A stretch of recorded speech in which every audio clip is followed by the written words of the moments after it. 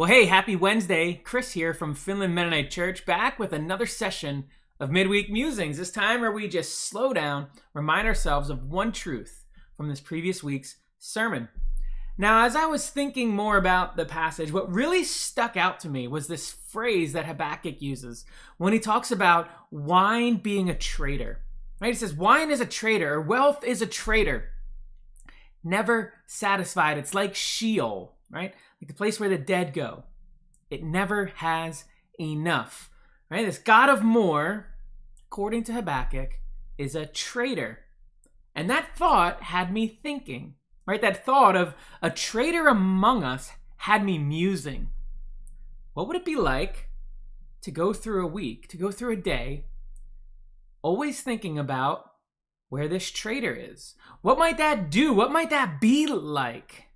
To have to think about this traitor, or do we even think about that? Do we just go through our day thinking that nothing is against us, nothing is trying to bring us down, everything is for us and for our good?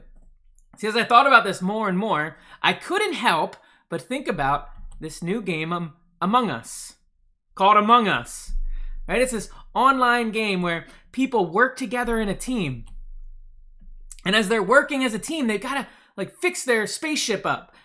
However, among them is a traitor. Among them is one who's trying to sabotage the very work that they're doing to try to save themselves. And this traitor, he's trying to make sure they aren't rescued. He's trying to make sure that things go as wrong as possible. He's trying to destroy them and wreak havoc.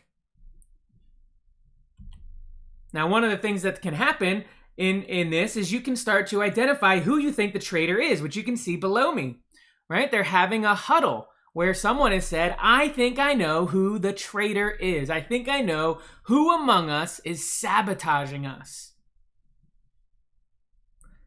Now, maybe you can already start seeing where this is going as I speak about the God of more being among us, right? We already know a traitor's among us. We already know there's someone looking to sabotage everything that we do, everything that we are. So what are we supposed to do about this? Well, what I would encourage you to do as we go through the rest of this week, we know the God of more is around us. We know the God of more is in us. It's time to have our huddle, right? Our huddle with the Holy Spirit, with trusted friends and others who will speak lovingly but truthfully and honestly to us. People that we can share and say, I think I see where the God of more is sabotaging me.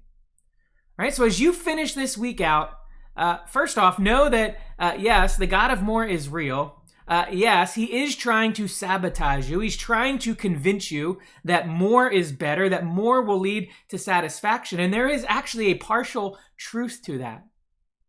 However, the more that the God of more leads us to is often never the actual solution, right? Usually it's more things, more food, more money, more power, more prestige, more influence, right? But none of those things satisfy. Only more of God himself, the Creator himself, the one who came in the flesh as Jesus Christ, right? More of him is what we need. So do your huddle. As you finish this week out, do your huddle today. Turn to the loved ones that maybe you're watching with right now. Spend some time with the Holy Spirit. Determine where the God of more is getting you, and then figure out what it's going to look like to, instead of turning to those things, turn more and more to God himself. And as you do, as we get more of God, then you will feel that more satisfaction, that more fullness, that more wholeness, that more healing that you and I so desperately long for. So this week, absolutely seek more. Seek more of Jesus and see what happens as you do. Thanks for joining.